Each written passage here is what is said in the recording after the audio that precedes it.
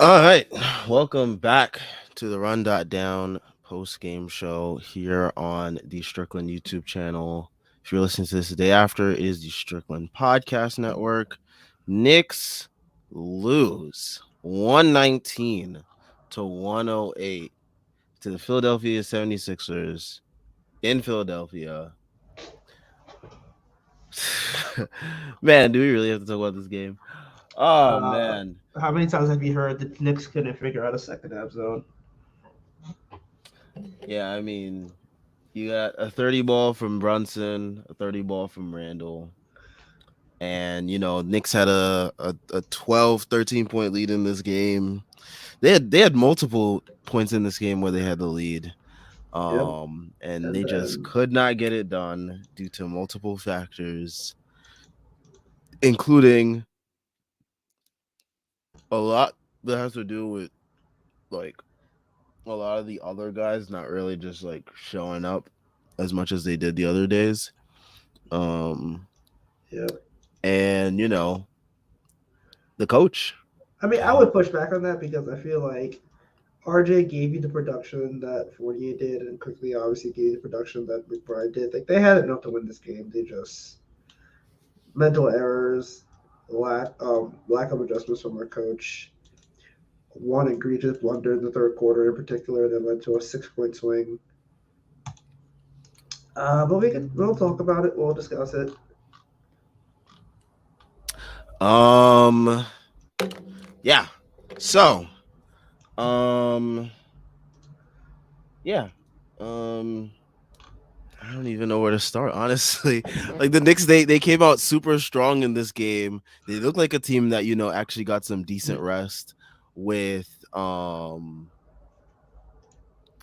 with the 20-point explosion in the first quarter by Jalen Brunson. I mean, he looked like he was about to go off for 50 today. Uh-huh. But, you know, I just don't know. Yeah, they like he had 20 points in the first quarter, and then they kind of just slowed him down, and he had 10 points for the rest of the game. Which is funny because like he started off the third quarter pretty solidly too. So it was just like, and then when he didn't have it going, Randall had it going in the third quarter. Um, yeah, it was just for the first two and a half quarters of this game, the Knicks were just rolling. Like they were absolutely rolling. The Sixers couldn't do anything. Embiid was going off, but like no other Sixer could do anything. And then uh, Harding drives for a layup. Hardenstein gives it up. They go, they score, and then RJ tries to inbound the ball. He passes That's when it. the collapse started. Yep, he passes it past Brunson's hands. Maxi steals it. Maxi hits three. They have a 5-0 run. It leads to, I believe, an 11-0 run. And then the Sixers take the lead in the third quarter. The Knicks take the lead back for a little bit. And then the Sixers basically just rain hellfire from three in the fourth quarter. And that kind of spells the game. Yeah, once Maxi hit that three, I was like, "Oop! Oh, Yep, here comes." I was like, "Knicks game starting right now. Here comes the yep. Knicks." You can always tell when the Knicks are gonna like, You no know matter when how they lost all momentum. Like you like could see it in their faces. You could see it in Thibs. Like Thibs, he just like started flailing his arms as soon as that yeah. play happened, and I was like, "Oh yeah, we lost this If game. Maxi That's it." misses that three, they probably win that game. But the fact that Maxi hit that three and they basically Such a went from like backbreaker. an 11 point lead to a 5 point lead, like that, the game just went to shit. Because I was like, oh well, now we have to play keep up, and then they just came out and they were flat. Yeah, I mean, I just don't. I don't. This team manages to break my brain every single time, even though I know what I'm getting into with this team. But yeah, I mean, it, along with that stretch right there, the beginning of the fourth quarter where RJ is running with the benched unit, that is another stretch of the game that kind of like basically killed the team, because not only was it the zone that was like killing us, it was we were getting nothing offensively, so Dibs had to bring back guys really quickly. Like guys didn't get a chance to rest on the bench. Yep, because JB they and Randall. insist on running RJ with this bench unit. It makes no sense. I get you want to get him creator reps. He's not good enough to insulate those lineups, man. Like he just does not provide enough of those lineups. He is he I is mean, it's like with his production in those lineups, it's like a night by night thing. Like it's like you don't know which night it's going to be like he's producing with the bench, and what night it's gonna be like a bad performance. Like tonight, I mean, tonight he put up pretty solid numbers, but like when he was out there with the bench, it was like there was nothing going for him or the rest of the guys on the team. I mean, Obi and Deuce didn't have it going today. um Quickly he had it going, but like how much are we really going to keep relying on Quickly? I know we just got Josh Hart in the trade, which we will probably talk about because we didn't get to give our full opinions during the live streams that occurred over the various past days. And Hart will help with some type of bench production, but he's not really the big scorer that I was hoping for. But we'll get into that later. But yeah, I mean, there's only so much you can rely on from this bench. Um, they're very inconsistent. This whole team is like extremely inconsistent. I mean, you kind of know what you're gonna get on a nightly basis with JB and Randall, but everyone else is a wild card. Like Grimes, some nights he'll hit like three or four threes, and then he'll give you nights like tonight where he can't hit shit. So it's just like with this team, you're really just like rolling the dice with everyone else. Um, and you're just hoping that yep. It's a head scratcher, man. It's just unfortunate that like you go watch this team just self destruct in real time, and then like you just see that they're not going to fix anything. They're just going to keep ramming their head into the wall. I just I don't get it.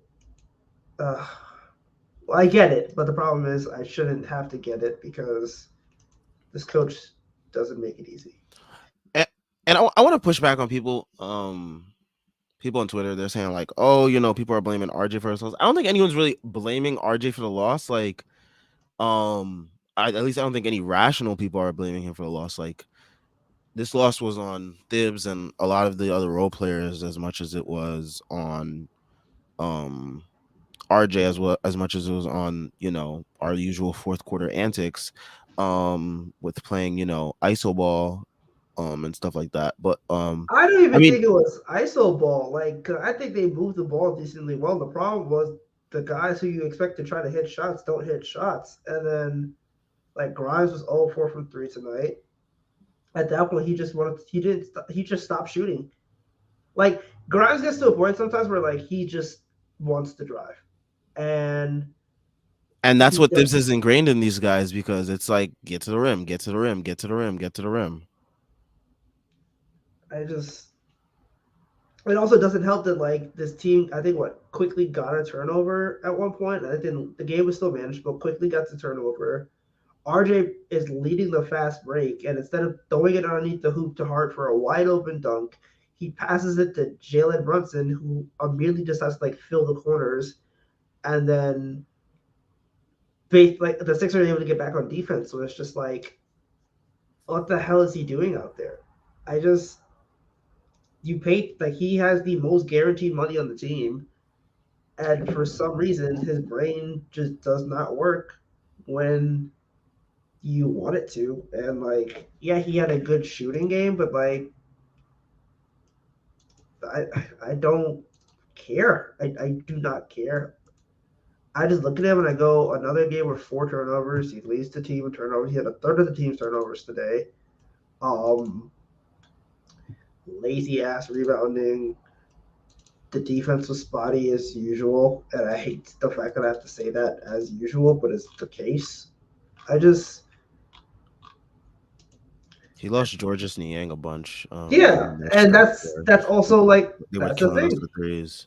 That's the thing. He loses a bunch of shooters. He gets caught napping off ball, and it's like there's a reason why they got Josh Hart. And the reason why they got Josh Hart is number 9. Got short up some of the defense that we lost on the wing. Um, yeah, I mean, I'm not fully blaming the loss on him. I mean, there's a ton of factors in the comments, and we'll get to all those as we continue to discuss tonight's loss. I mean, tonight turned into like it started out as going to be like one of the like better wins of the season, and you had people on Twitter, and rightfully so at the moment, saying, hey, we could go toe to toe with anyone in the East, especially, the way the East is looking now after, all these trades have gone down. Um, and like we're in every game. It's just the fact that we have these collapses that happen. Um, and one of those factors for those collapses is just like the staggering of Julius and Brunson. I feel like I'm not even trying to defend Dibs here because I don't even like him, but I feel like he's also his brain just like goes into survival mode once he sees that like the bench isn't like really producing as much as he wants it to, or at least as much as it like should. That he just throws out Jalen and Randall He has to. together He has to. without allowing them to get proper rest. Um, but yeah, I mean, the bench guys just didn't produce, and that was the difference between this game and um what was that game the other day that we played on ESPN? Sixers. Oh, that was the Sixers. Man, that Yeah. felt like 2 weeks ago, but Yeah. yeah, I mean that's the difference between this game and that other Sixers game is the bench just giving us production. Yeah. Um, and Tyrese Maxey went off today. Mm-hmm. That was one thing that didn't happen in the last game as well. And the defense was I mean the defense was bad on Maxi, but like Maxi also just hit like a bunch of tough shots as well. So it's just like whatever at that point. Like you can't really get mad at like who was defending him. He just hit tough shots, and that's what Tyrese Maxey does sometimes. But yeah, I mean, just a bunch of stuff that continue to happen in Knicks games. Um, that's the main reason why I want us to get someone like a Gary Trent Jr. to give us some added bench scoring. Don't get me wrong, I do love the Josh Hart addition because he does also um bring qualities that we do need in terms of defense, versatility, Rebounding. rebounding. Rebounding is a huge one. But yeah, I would have loved if we could have got, a Gary Trent Jr. as well. Who knows what the asking price was on him because the Raptors, they 17 first rounders, the way Messiah was moving at the deadline. honestly, this guy's a madman the way he was asking for like 7 picks for like each player. My man wanted 3 good picks and a player for OG and Anobi. Like he Son, needs to he needs to get for real. fam, like, He needs to I get don't. for real. We'll talk about it because trade deadline was stupid. Yeah. But yeah, going through the box score, Brunson 37-9, Randall 30-10-3, RJ 19-3-2, quickly 13-3. Um, you know, Hartenstein, he gave you some solid minutes. He gave you 3 blocks. So, shout out to him for continuing that rim protection that, he didn't really provide earlier on in his Knicks tenure. So, shout out to him for, shoring things up. Um Sims, man, Sims had a rough night tonight. Yep, he got worked. He fell for every little trick Joel had. Hook, line, and sinker.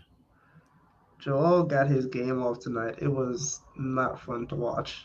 Nope, not one bit. It was just like there was nothing he could do about it either. Like you can try, like you really can't play defense either on that because like Joel's just gonna get to the line for whatever reason. So really sucked. He tried his best. Like ultimately, he's still third string center, but like there's levels to someone like him and Mitch. All right. Um, should we get to the ad read before we get to comments? Get to it. No. I think we spoke about all we can with this game. I mean, typical Knicks. All right, we're gonna get to the ad read, and then we are going to get to comments. So definitely, if you're watching on Twitter, I know that you can't leave comments on Twitter, so pull up to YouTube so that way you can leave a comment. Definitely let us know how you felt about tonight's game. Let us know if there's anything you want us to talk about in particular as we continue to discuss this game and everything Knicks, because there's a lot of Knicks stuff that happened in the last couple days. Um, NBA fans, it's time to bring the hoops action to the palm of your hand with DraftKings Sportsbook, an official sports betting partner of the NBA. This week, new customers can bet $5 and win $200 in bonus bets instantly. Plus, for a limited time, all new and existing customers can get a no sweat same game parlay every day. Go to the DraftKings Sportsbook app today, opt in, and place a same game parlay on any NBA game. And if it doesn't hit, you'll get a bonus bet back.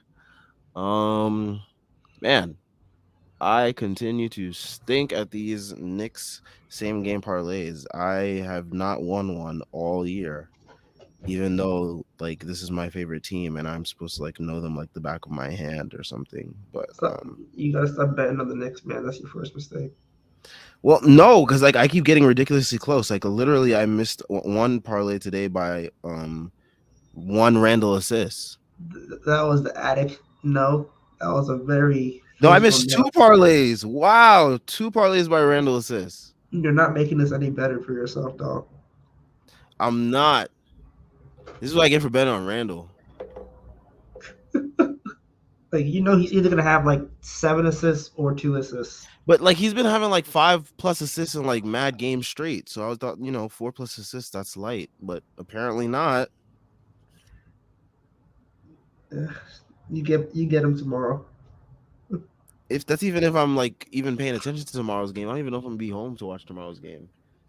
I can't deal with back to back stress like this on the weekend. Nope. I just came from work. I'm not dealing this.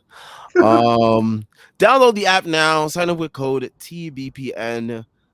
Maybe you could win a parlay, unlike me betting on the Knicks. New customers can bet $5 on the NBA and get $200 in bonus bets instantly. Only at DraftKings Sportsbook, an official sports betting partner of the NBA, with code TBPN. Minimum age and eligibility restrictions apply. See show notes for details. All right, let's get to some comments. So Hawkeye 420 says, "One good money thanks to this game." So unlike me, you did win the money on this game. So shout out to you, Hawkeye 420. Predictable as fuck. Shout out to Thibs and his inability to break a zone. Yeah, I mean, I didn't even bring that. I didn't even bring that up in my initial, spiel before the ad read, because like that's just common knowledge at this point that this team just doesn't know how to break a zone. Um, I don't expect it to change anytime soon. Kevin Stearns also asks, will the Knicks ever figure out how to beat his own defense? No, they will not. No. They won't. Nope. This team, the way that they play basketball, the style of play doesn't lend itself to being able to break a zone. Like to break a zone, you need to have like movement, you need to have like guys cutting to the middle, you need to have some level of like creativity with your plays to like fake guys out and stuff like that. We don't do that. Like everything is very cut and dry and basic with the Knicks. So what you see is what you get. And yeah. Yeah, you cannot expect that from a Tom Thibodeau coach team. Unfortunately, it will never happen because he's just not that creative of a guy. Um, yeah, so the Knicks are gonna figure out his own defense by shooting their way out of it and essentially just taking the toughest shots possible. And you saw in stretches where Randall would take the mid range shot and it went in, and so it wasn't as egregious as other games, but man, sometimes they just go cold, and then when they go cold with the zone, then it's just okay, Can't do anything about it. Yep, nothing you can do about it. Um, Kobe says change up the defensive scheme on the Knicks and they get paralyzed. Yep, pretty much. I mean, once this team sees zone, it's like deer in the headlights. Don't know what to do. Um, and sometimes they get the open threes, but like, man, our shooters, they're just like so inconsistent. Like you cannot rely on them to, Yep. be able to break the zone. Like we shot 11 of 32 tonight, and almost half of them were from nucleus, which is the problem with this team. And as much as I like the Josh Hart acquisition, he still isn't fixing the fact that like unless like I won't rule out him rebounding, but it doesn't change the fact that like ultimately speaking, Josh Hart isn't going to be hitting 5 threes in the game for this team anytime soon. And if he does, God bless his soul. If he does, then like we won the deadline. But like that's the root of the problem. Like they have one way to win, and they don't get those cheap wins that a lot of teams get, where it's like we hit 18 threes. The Knicks don't get those wins. They rarely get those wins. I think the last time maybe they got a win like that, maybe the second Bulls game, but like, yeah, that's part of the problem. They don't really get these wins where it's like This team just came in, hit a bunch of threes, and then left, which is really unfortunate because last year they got a couple wins that way. But that's what happens when you essentially lose your two best shooters, one of them benched, one of them traded. Yeah. Larry Israel says Grimes, Obi, and Deuce 0 for 8 on wide open threes. Yeah, I mean that kind of tells you I mean, if they each just hit one, that like cuts the gap to like what did we lose by? We lost by 11. Let's by 11. That's like a 2-point game right there. Yeah, like, and it's kind of like Grimes going over really stinks. I feel like if he hits a couple threes, maybe this game's closer. But like, I've seen the takes about, other dudes to take more shots. Like they keep passing them down. Like Grimes is passing up shots. Quickly is passing up shots. Obi barely gets shots. These guys have to take the shots because nobody else in the team wants to take the shots. So yeah, like I just kind of feel like that's the worst part of this. Where just like they still haven't fixed the fact that like offense is going to be very reliant on two dudes, but at the same time, you're ultimately hoping that with playing a bunch of positive players good minutes is going to kind of like insulate a lot of the negativity. Like if you play winning basketball in the majority of your minutes, you should be able to win more basketball games. But there's always Knicks tax. There's always Indeed, Knicks tax. indeed, there's always next tax, unfortunately. So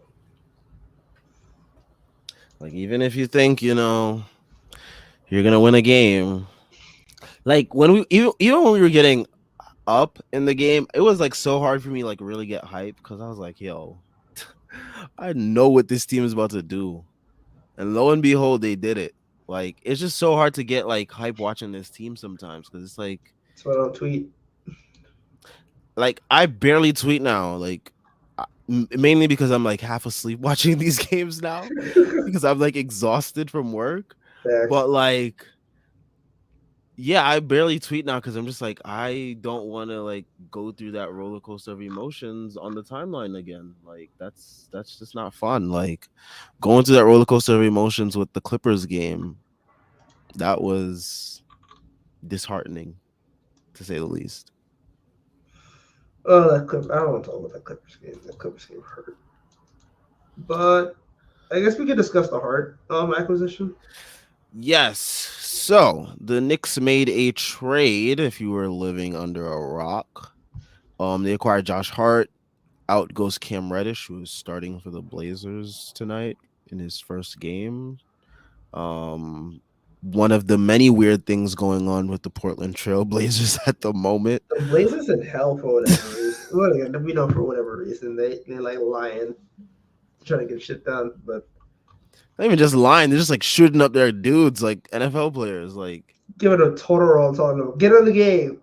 Like yeah, but I mean, God bless Cam Reddish. Hopefully, they don't make him play through his many injuries that he usually gets throughout the year. But yeah, out goes him, out goes Archidiakono, out goes brother Svi. He is in Charlotte now. that one hurt.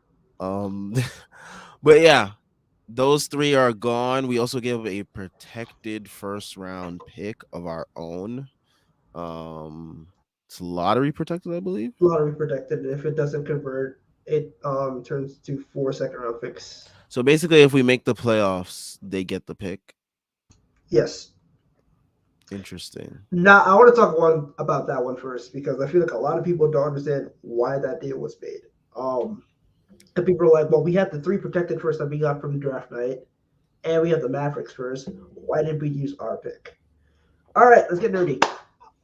So the Knicks made that pick lottery protected. Why do they make it lottery protected? They want control of their own pick after the draft. So after draft night, they're going to have control of all of their picks and all the protected picks. As we just saw, Kevin Durant, if you were living underneath a rock, Kevin Durant is now a Phoenix Sun. What did the Phoenix Suns trade? They traded Carl Bridges, they traded Cam Johnson, and they traded, aside from Jay Crowder, 4 unprotected first round picks. Once you trade 4 unprotected first round picks of your own, that means that you can no longer trade first round picks until 2 years in the future. That's when you will be able to get another pick. So what the Knicks essentially did was they said our pick and the Mavs pick are probably going to be around the same range anyway. When we do make our star trade, those protected picks are going to be the only first we can trade, along with all of our seconds.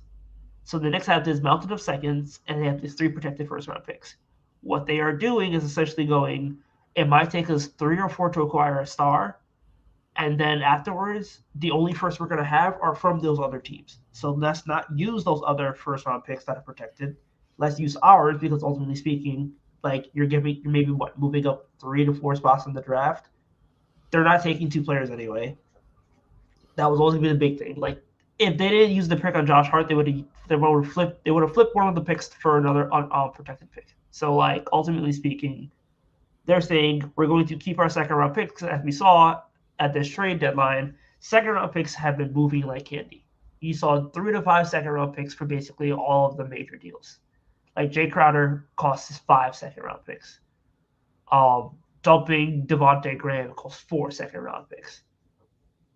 If there's one thing that the Knicks have is second round picks, which they got clowned for, by the way, because people were like, why are you getting all these second round picks? Turns out the Knicks were pretty much 2 years ahead on that. But like, that's why they traded their first round pick. Essentially speaking, when they make their star trade, they want the ability to still have capital, and trading that protected first round pick makes no sense to them right now because they want to keep those protected picks for when they need to make their eventual moves. Now, am I saying they're never going to trade a protected first round pick? No. But trading a protected first round pick in this instance doesn't really make sense for them. Trading their pick makes more sense than trading one of those external picks. That's capology. I sort of got that. Hopefully whoever was listening. I did like a write up on Twitter, which makes it a little bit easier to understand. But it's just like a matter of them preserving their own assets for the star trade.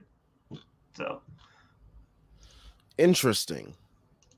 But yeah, I mean, I really didn't care about the pick. I don't really think this team is going to be drafting anybody. Maybe except for like with the Dallas pick, but I don't really foresee them using any of those other picks to really draft anybody. So I really didn't care that much. But yeah, I liked acquiring Josh Hart. They also freed up like what 2 roster spots in the process as well. yes, they did. So it's gonna be interesting to see what they do with that. I don't really know if they pick up anybody on the buyout market. It's mostly like washed up vets basically trying to ring chase or at least like catch a seat on a playoff team's bench. Um, About the Will the Thrill and Serge Ibaka coming soon to MSG. if there's anyone we should get Terrence Ross because like he loves killing us or whatever it is. So Terrence Ross might win us the game. Not could even joking. he's still got something in the tank. But yeah, I mean, it's gonna be interesting to see what the Knicks do. They called up. They didn't call. Well, yeah, they called up Trevor Keels and Daquan Jeffries to sit on the bench and be Archidiakono and Svi, but black. Um, but yeah, it's gonna be interesting to see what they do with those two roster spots. It's interesting that they cleared up two roster spots in the process of that trade. Um, but yeah, I like Josh Hart. There was a free agency year. I think it was the year that we got Fournier Yeah. that I wanted us to get Josh Hart, or it might have been the year before. But it was one of those years that I wanted us to get Josh Hart. Here we are, a couple years later, we got Josh Hart. I like what he brings to this team. That was back when Josh Hart was like actually like his 3-point percentage didn't plummet while being on the Blazers. So that was before that I wanted him because he was like what around like 34-35% from three or Yeah. whatever it He was. was he was 35%. Yeah, so like when he was around that, I was like, that's a solid like 3 and D option. He also gives us great rebounding. So if he can, regress back to his mean of around that 34-35% range, and still provide the transition play that has been highly touted of him. That's one thing that a lot of Knicks fans I noticed that who have been making threads and have been watching the film have said that he'll help us with our transition offense, which is something that the Knicks definitely do need help with. But yeah, just overall the rebounding and the defense, I love that because you can never have too much of it is my philosophy. So yeah, I like the move. Yeah, I like it too. I like the move mainly because I think it will lend itself to Tibbs, and bear with me when I say this, best qualities as a coach. I think Tibbs has an issue where he boxes guys into roles, but I think the thing with Josh Hart is you can box him into any role, and ultimately he will be productive. Um, he can play the two, he can play the three, he can play the four. You heard Tibbs say he can play the four. I will say this on pod. I guarantee you they're going to run small ball because now Tibbs has a four that he trusts. Um, Would not be surprised to see a lot of small ball with those lineups. Um, I don't think it's a matter of whether or not Josh Hart is going to play or not. I think Tibbs is a junkie, and Josh Hart might as well be a syringe. Like that man will be playing Josh Hart as much as Josh Hart wants to play. And I think Josh Hart's excited for it, obviously, because Brunson is there. He was teammates with Randall at one point. So like, I don't think that's much of it. I don't think that's much of an issue anyway. I just like I wish we got more shooting, but at the same time, like Josh Hart is a good player. This team needs more good players, and ultimately speaking, the big reason why they got Josh Hart to insulate the RJ Barrett minutes, because I feel like at this point, Josh Hart is a hedge on OG Anunoby. Um, this team wanted OG Anunoby. I don't think that's any hot Masai take. is on hard drugs, so no Yes, one can get OG and Anobi. yes, it was essentially they wanted 3 first-round picks on a good player. And then they just lost to the Jazz tonight. So shout outs to Masai Ujiri for trying to run it back. I love how I love how the Raptors and the Bulls were like, oh, Kevin Durant got traded, so like yeah, we can definitely make a run for a spot in the East. Like, get real with yourselves. Yeah, I don't know what they were thinking, but they clearly were not thinking sober. But yeah, so I would not be surprised if you see RJ Barrett come down to like 28 minutes a game instead of 35, because I feel like he might take up Josh Hart might take off like a couple of minutes from him. He might soak off a couple of minutes from Brunson, a couple of minutes from Randall in some cases, and he's taking all of Deuce's minutes. Deuce McBride is going to be gritty on the bench. Ryan Archidiakono gave him the mantle, and now Deuce must carry it. But yeah, I expect Josh Hart to be probably the sixth man. I think he gets a bit more minutes too quickly, and I think it's a good thing. Um, also, like you got a good player, you got him a little bit pricey, but ultimately I think you'll be able to afford his next extension. There is a question of, well, you're extending Josh Hart, and you extend Emmanuel quickly, and you probably extend Quentin Grimes, and then Artie's on his extension, and then potentially the Obi situation. I guess we can talk about Obi in a little bit too, but I mean, they're keeping Josh Hart because they want Josh Hart on the team. And bold prediction, I don't think RJ Barrett's on this team much longer. So yeah, that's kind of where I'm at. Josh Hart's a good play. Josh Hart's a good player. He's a good upside play. I mean, he's only 27, so he is compared to the rest of the people on this team, a aggressive veteran. And ultimately speaking, like he'll help out this team. If this team goes to the second round, which I think they have a chance to do, especially with how the Nets are going to be free falling soon, even though they beat the Bulls, don't buy the fucking bubble. Uh, I wouldn't be surprised if this team ends up finishing fifth or sixth, and I think they miss. I think they avoid the play-in entirely. So if that happens, I think Josh Hart could be the reason why they either take a team close in the first round or even get to the second round. He's just a winning player. He makes winning plays, and ultimately speaking, like the team can use a lot of guys who just kind of have that DNA. And Brunson has it, obviously, and Josh Hart has it too. Yeah. Um, I would love to drink the Kool-Aid all the way, but this team just has so many bad habits. Like Josh Hart is great, but like I mean, he's like a great role player for this team. But man, it's gonna be so hard to like really buy this team fully just because of all the bad habits. And wow, what the hell is going on in Detroit? Yeah, it's a What tank ball. in God's name is going on over there? It's a good old fashioned tank ball. I'm enjoying it as a Spurs fan. I'm enjoying this. Yo, the Wembanyama got teams out here having classics. Jalen Duren 30 and 17, and they wanted to start James Wiseman. They're gonna be starting Jays, bro. I guess we could just talk trade deadline. Son, son, what is good with the Pistons? I don't know, man. I What don't a even know weird that ass deal is going to get team. legal. I don't think that deal is going to be legal anymore because James Wiseman. Because remember I Gary I Payton think said, I think the Warriors will end up doing it just because yeah, they want to trade what him. what's the point of bringing James Wiseman back into that situation? Like I not think only it's is a, it awkward, it's just like bad for him. yeah. I think it still happens, but it's wild that like he's essentially going to be out the rest of the season. Gary And Payton Jr. because the core injury, they said he's out 3 months. So yeah, it could. He might just very well be out for the season, which is hilarious. I was not hilarious for him, just hilarious in general. But yeah, Back to our Hart discussion really quickly. Kevin Stearns says, "I can't wait to have a Hart closing over RJ." well, I hope you enjoy it because it's going to be happening a lot.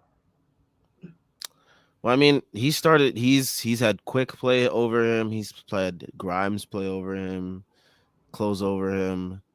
You know, Like, it's not wild at all to say Hart would close over him too. Like RJ just hasn't had like a consistent stretch of like really good games to warrant him closing over quick or Grimes. I mean, maybe today you make the argument that, he was rightfully out there instead of he should have actually been out there for Grimes, not Quick. I yeah, I really don't don't know why. I don't know understand why quick got pulled. when Dibs pulls Quick. Like there's rarely a night where Quick should not be on the court. Like he should be on the court closing almost every game.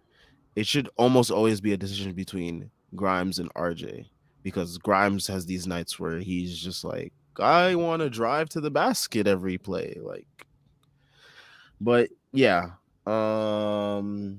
yeah. So definitely it could happen. It's also gonna depend on personnel that we're playing that night, and what the matchup warrants. And some nights it's just gonna be Hearts night, and that's gonna be perfectly fine. It's gonna be up to the fan base to not freaking overreact to like every like time someone closes over RJ, or even You're every time funny. You're funny. That's never gonna happen. Of course not. This fan base is totally sane and totally rational, and they always make They was writing Cam Reddish fan fiction for the interview after he got traded. Do you think this team is rational? bro, they're writing like race relations, theses based on like Cam Reddish, people not liking Cam Reddish. Like, please get a grip, people. There's bigger fish to fry in the world. We Larry got actual Israel, racism. huh? We got actual racism. Like, come on. Yeah, we got actual racism to talk about Black History Month. Larry Israel, wow, this definitely doesn't make me feel better. If Grimes had made shots, Julius Randle would have had 5 dimes, and my parlays would have cashed, and I would have been $700+ richer. So shout out Grimes. Grimes just doesn't care about my money. Um, yeah. Um, Eric McLaurin. Oh, this is a new name, or maybe it's new to me because I wasn't here during the trade deadline streams, and maybe you were here. I don't know. Anyways, the only thing RJ does for the bench unit is kill quickly's plus minus. Oof. Ouch. Oh, you're not wrong. Oh, Ouch. like, I'm glad y'all seeing it though. Really glad. Ouch. That's rough. But I see what you're saying. I do see what you're saying. And you're not wrong. Um, Chris Bernhardt says, I see the Knicks trading out of this draft for more future capital unless there's someone they desperately want. I doubt it because they need a rotation player to replace Obi. Because I don't think Obi's long for this roster because at the deadline, in layman's terms, it was essentially put Obi Toppin has a lot of value around the league. Now, that report probably gets out because the Knicks want it out, but it wouldn't surprise me if Obi Toppin has a decent amount of value around the league to the point where, like, Indiana could call. I think the fact that Wolves was surprised that Obi Toppin wasn't traded kind of shows you that, like, they probably didn't want to mess up that and have, like, a backup four situation so late in the season. But I do think that like draft night, Obi Toppin's probably on another team, and the Knicks use their pick to get a backup forward. Um, yeah, I wasn't surprised that Obi didn't get traded. There just wasn't a lot of like traction, um like with the Josh Hart thing. It was like there was a report that day, like the Knicks had like checked in about Josh Hart, and then like hours later, before the Blazers game, it's like, oh, Josh Hart is leaving the court.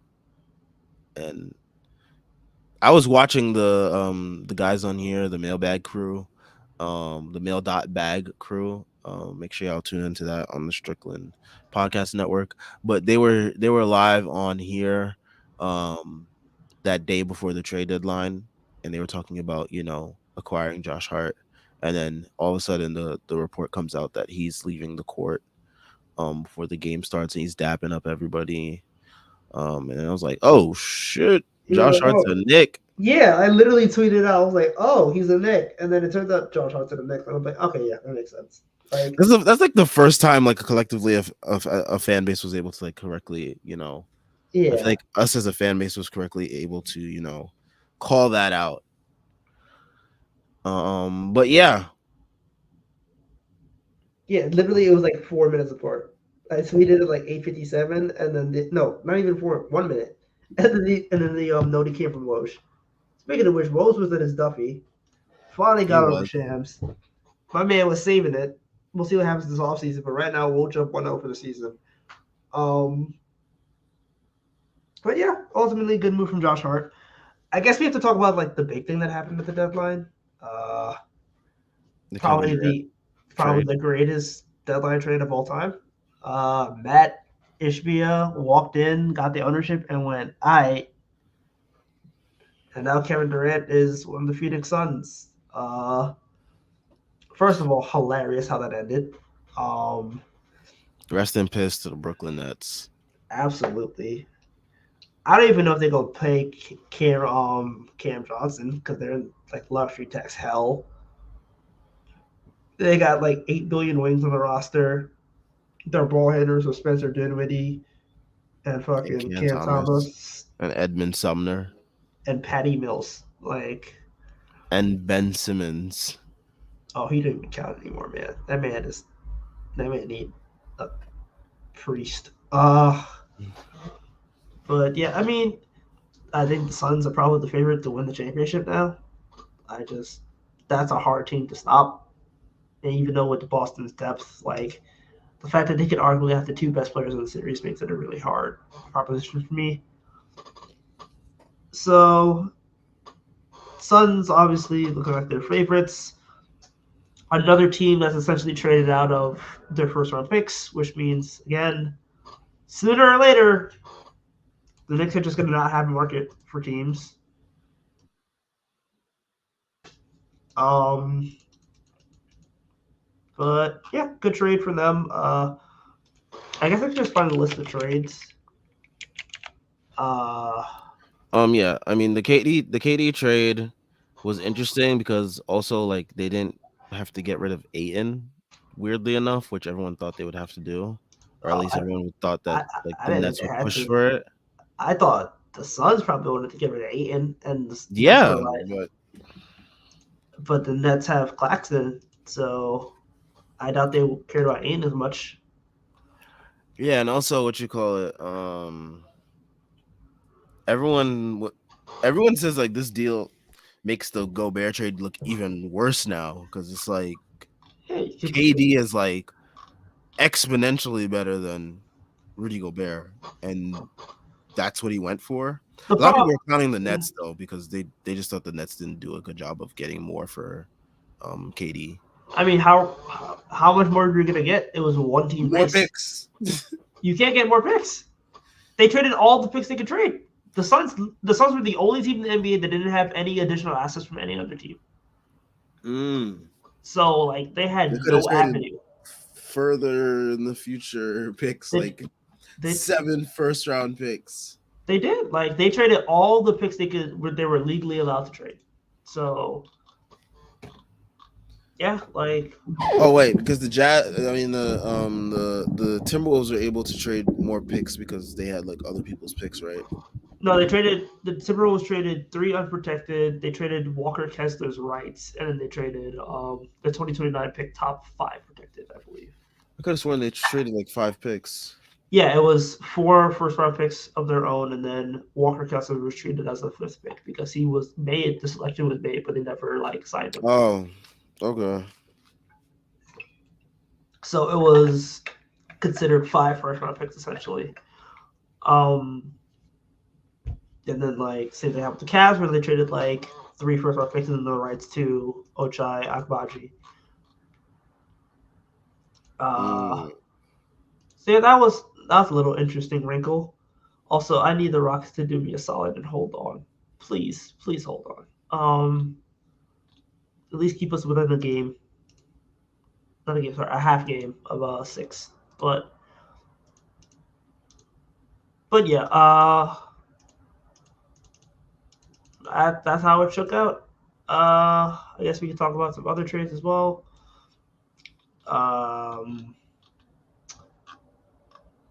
The Clippers getting Eric Gordon. That's a good move to me. Yeah, Uh, they made some, let's say, okay moves. They got rid of Reggie Jackson. That's always a plus. Um, and they got Mason Plumlee. yeah, he's okay. That's actually like they got a decent backup big, which is nice for them to see. Like he's Hartenstein light in a way, and Yeah, he has the passing chops and whatnot. and the team was interested in Hartenstein, so like they kind of got like a facsimile of him, which is pretty funny. Um, I really like the Muscala trade from the Celtics. That was such a good trade. Like They didn't give up anything, right? Just they like gave us two seconds second and round picks. Jackson who got waived. Like that was such a good deal, man. Like God, Celtics are just so damn good. Brad's defense is somehow good. It's so bizarre to me that the Nets didn't like decide to like trade like at least two of those Seth extra Curry. wings. They could have gotten like 3 second-round picks for Seth Curry, guaranteed. They could have traded Seth. They could have traded like We would have DFS. taken They Seth. could have. They could have traded a whole bunch of their guys and got even more assets for them if that's what they really wanted to do. But I it mean, seems like they just want to remake that D-Lo team, like just like one all-star and a bunch of solid role players that know their role, and it's a fun playoff team with vibes again. yeah, I'm surprised they didn't make more trades. Cause I feel like a lot of teams they got hyped up for saying there 2 trades are gonna happen or whatever. But like, damn, come on, Jesus. Of course the fucking Rockets are choking, man. Oh, I'm my, So is everyone just hate watching Cam Reddish on the Blazers no, right no. now? I'm watching the Rockets versus Heat. Cause I want the Heat to lose, and then the Heat hit a three. Oh, But you're relying on a tanking team to pull out a win. sometimes, man, sometimes you kind of just need. Did you see Steven Silas reading off his script the other night? Come on, man. Also, That team is not serious. Cameron's got 5 points and 3 shots. The tweets are starting. The tweets are starting. Honestly, I'm so glad that he's off this team. Not because like I like hate this guy with everything in my soul, but like the discourse that he brings to this fan base is absolutely insane. He had Like putting up posters. on the train station, like I wouldn't even touch those train station things with a 20-foot pole. Like those things are so filthy, and people are out there putting like their hands and putting posters on the gross. We had Y'all a people are nasty. pandemic. Like, what y'all doing? Not even that, but they're just like gross. Like the amount of people that like, piss on them and shit. Like, but You're not wrong. yeah, You're I not wrong. mean, the discourse that guy brings to this fan base. I mean, people they end up like going like to the ultimate extreme when discussing him. Like you can't say anything wrong about him, or else you hate good basketball, you're racist, like all these other things. Like it's just insane. There's no reasonable basketball talk when discussing Mr. Cameron Reddish with fellow Knicks fans. So, glad he's off this team. Hopefully the discourse can, be put to an end. If he even puts up 10 points tonight, there's going to be those weirdos that are out there, taking victory laps, whatever.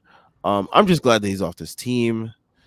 Because, the fan base can, go back to discussing real issues that matter, like the head coach. That is stupid.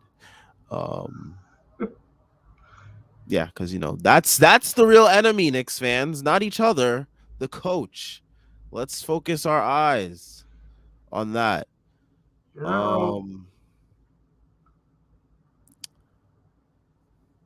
and on that note, JL says this team loses so many stupid games. There is no way that I trust them to even win a play-in game, let alone a playoff series. So this goes back to what you were saying about Josh Hart helping us win a playoff series. I agree with JL. I don't I think they're agree. gonna lose 2 play-in games, and if they do, then they This team heaven has it in or them. They have it in them. We've seen them lose two games that they shouldn't have lost this year already. I mean, It's in fair, them. but like, I cannot see that happening. I'm sorry. Like, Um, okay, like these playing games, most of the playing games that I've seen at least have gone like down to the wire at the end of games. You need like a guy to like get you there. Besides Jalen Brunson, who else do you trust on this team with the ball in their hands at the end of the game? Manuel quickly. Yeah, but like, is Tibbs gonna like really enable him to have the ball at the end of the game? No, that's a different question.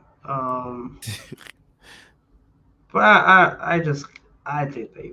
The guys that Thibs enables to have the ball at the end of the game are like, well, one of them is the last guy I would trust with the ball in his hands in these moments because like his brain is just like mashed potatoes when it gets to these moments. But and yes, I am speaking of Julius Randle.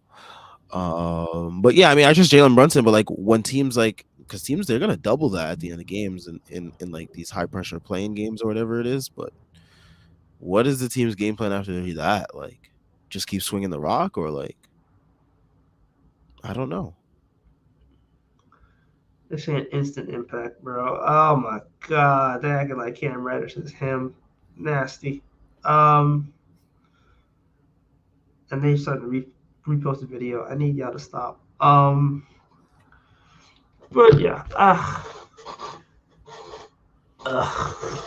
just have faith in this team, like winning the play-in. I don't know how you do it.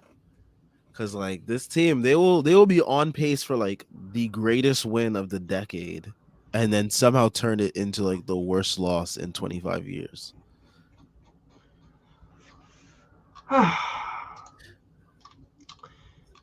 guess we can talk about the Lakers trade as well. Um, no, first let's talk about the Raptors trade because that was the dumbest trade of the fucking. That was the dumbest trade of the deadline. I don't So know. They decided to become buyers. I don't understand why. Well, I mean their reasoning is because Katie got traded. They feel like the East is a little bit more wide open for them. But hey, Houston, tighten it up. Let's go. good luck trying to make the play in. I, they're not making the plan, dude. They're not making the. Okay, if they make the plan, they're gonna be 10th. Like, I wouldn't be And surprised that 10 Washington. seeds don't make it out of the play in. I wouldn't be surprised that Washington made it over them. And if Washington makes it over them, we need Washington to clutch up against the Bulls and then beat the Hawks, so that way we get their pick. But that's also probably another reason why they traded their pick because Washington has a chance to make the playoffs.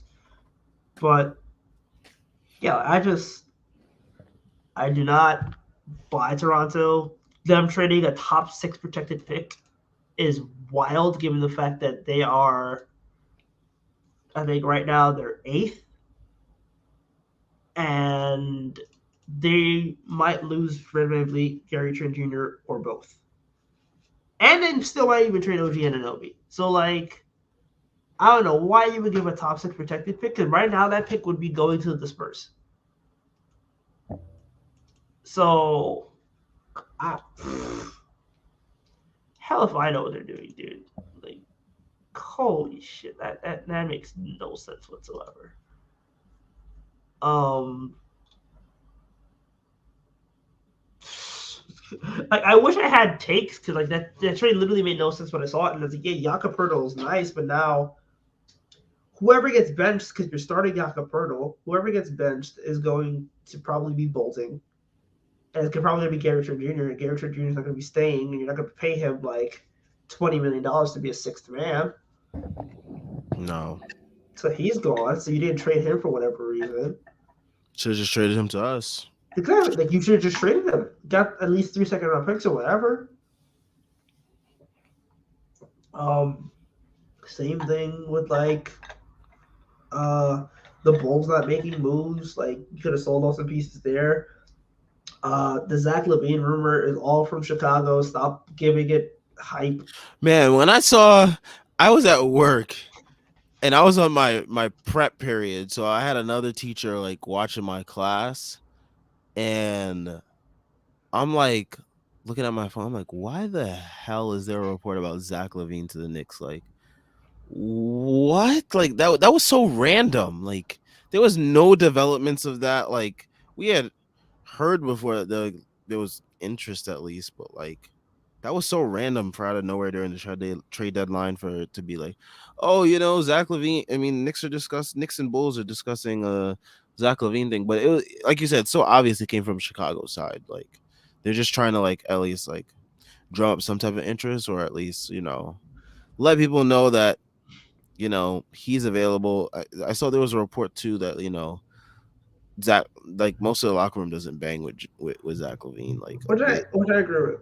Like PSA, anytime you see a X team is interested in X player, it's the team that's trying to trade said player leaking that they're interested. So that way they can start a market. When you saw the Knicks interest in Josh Hart leaked, it's because the Knicks probably already placed an offer. The Blazers were seeing if anybody could beat it, and once nobody was able to beat it, that the Knicks got Josh Hart. Mm, So makes when you sense. see interest, it means the other team is leaking said interest. You saw Yeah. like the leak for the Bull, where it's like, oh, the Mavericks, the Lakers, the Knicks, and I think the Heat would be interested in Zach LaVine. It turns out the Mavericks didn't care, and the Lakers didn't care, and the Knicks probably don't care because the Knicks, the only way they wanted Zach LaVine was essentially Rose, Fournier, and a top of the rotation young player, which you could just put in quotes over top it because clearly that came from Tibbs's camp. Tibbs And is a sicko. And in the same article, they were like, yeah, the team sees it as a side grade at best. So yeah, like that means that'll be a Nick. I'm not worried about that. As long as Um, he's not a Nick, I'm good, man. dude, that Um, contract is nasty, and they know it. he has no knees. I don't understand why. Like there was someone the other day that tweeted like he's a future Hall of Famer. I had to like rub my eyes.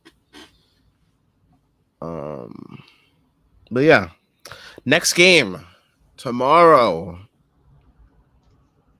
versus the Jazz. Jazz, did they make any moves yesterday? The Jazz. Not yesterday. They just did the Westbrook trade. And that was it. I could have sworn they acquired some people, or was that Mm, in the Westbrook trade? Because I that know they was that was in the Westbrook trade. they acquired. I know they acquired Damian Jones and Juan Toscano Anderson. Juan Scott Anderson deserves Utah, by the way. That feels right. But yeah, nope. That was it. No way did the Rockets just allow that. What happened? The game's tied. No, it's not anymore. No, game's tied. Nope, not anymore. What happened? They just allowed What? an alley oop for the win. No.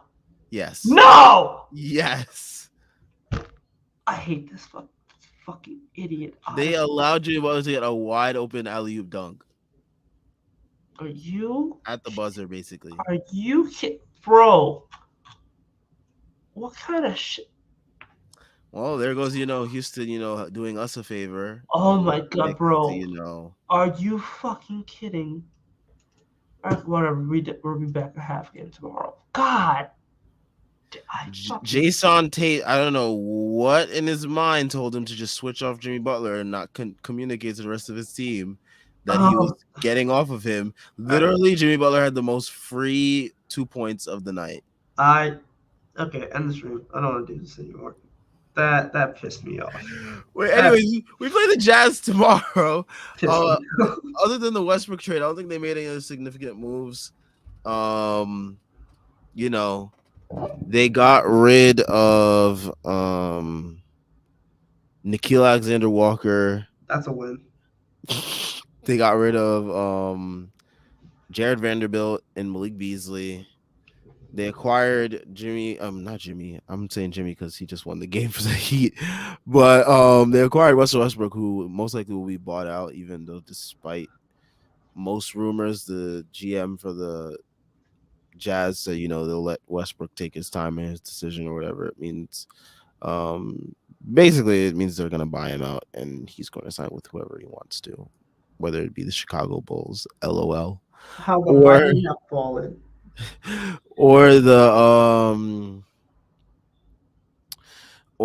Miami Clippers. Heat, or the Clippers. Those are all options for him. But yeah, we play the Jazz tomorrow. I don't know what their team's really looking like. I'm surprised they kept. Oh yeah, they also got rid of Mike Conley. Yeah. So what the hell's their team? It's they got everybody, like except for like Mike Conley. Oh, they got like Sexton. Let me check who played for them today because that'll give me a good insight into who will go off tomorrow at MSG. Probably be Sexton starting instead of Yeah, it's Sexton and Agbaji starting with Markkinen at the 3. Oh, going back to his Cleveland days, playing the 3. He usually plays the 3 for them. He usually plays the 3 for them. For the Jazz? Yeah, he does. He usually plays the 3. Sworn he plays the 4. They play Olynyk and they play Kessler. That's recent though. Before No, earlier in the year, it, he used it to play the was four. Vanderbilt and Kessler. It was Vanderbilt and sorry, Olenek. They were he's played the three most of the year. Seriously? Yeah, What the hell? I That mean feels so weird. he's good enough to I mean, do it. besides Cleveland. True, but yeah,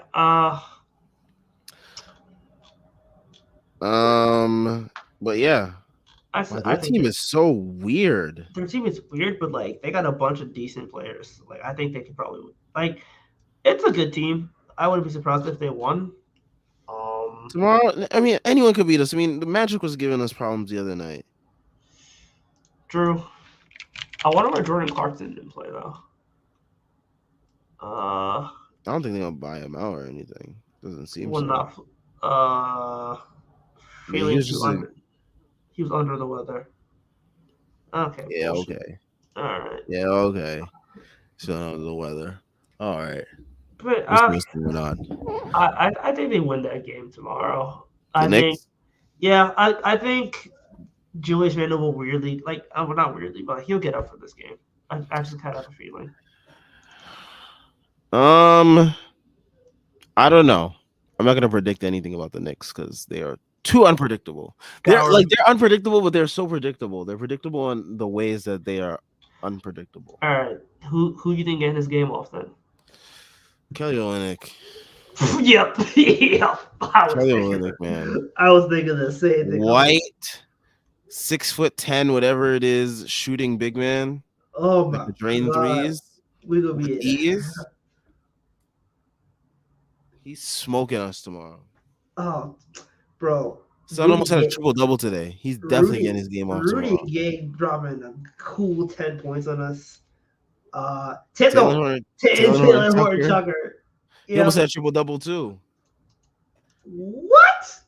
Yeah, he had 9, 7, and 8. Yeah, we about to get And Olynyk had 15, 7, and 8. some. They about to give us some work. I ain't even gonna lie. How many blocks Walker Kessler gonna get tomorrow? I'm thinking like a clean 4. Like whatever He Walker had none Kessler. today, so he's got to make up for it somehow. Exactly. The way he was blocking shots. Not to mention like I don't know. I just got a feeling. I got a feeling he'll get his game off. But I need Jericho Sims to wake take up it and be ready for personally. this game. Like, come on, man. He's too busy thinking about the dunk contest. That's his problem. I need Grimes to wake up tomorrow too. Like, just like make threes, man. Just shoot threes. Stop driving. Stop. You're a shooter. It'll never happen. That was your profile coming out of the draft. You're a shooter. Shoot, please. Oh man. But yeah, hopefully they're able to. They just beat the Raptors, and the Raptors always spank the hell out of us. So who knows? Shout out to everyone that tuned in. Oh, it's a Friday night, and you probably didn't want to listen to people talk about the Knicks losing. So we talked about a whole bunch of other things, and we hope you enjoyed that as well. Check out everything Strickland related in the description. We got a whole bunch of new articles up on the site that have to do with Josh Hart and the trade deadline and all that good stuff. Check that out. Great content as usual. We also got links to the Patreon, merch, and Twitter. All great ways to support us. All great ways to keep up with what we're doing. We are also on Instagram at thestrick.land. Twitter is so unpredictable. The other day, it just stopped working for like 2 hours. In moments like those, you need the Strickland. You can find us at thestrick.land. Yeah. So, we'll be back tomorrow. I might be back tomorrow. I don't know. We'll see. But yeah, tomorrow, Knicks versus Jazz in the nighttime. We will see you then. Good night, folks.